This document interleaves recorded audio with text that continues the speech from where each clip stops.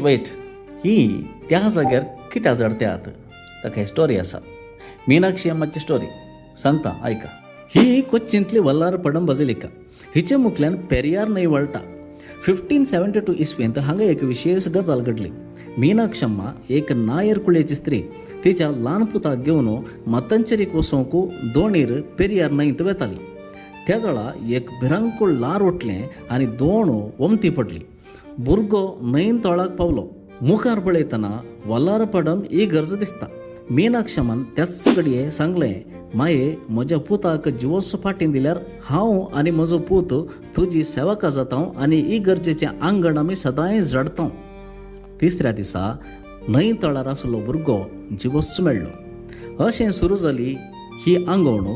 हो संप्रदाय आतांय ही आंगवण फारीक करूंक जायतीं जाणां वल्लारपडम मायेच्या बाजिलिकाक येतात आनी थंयसर झाडू मारतात.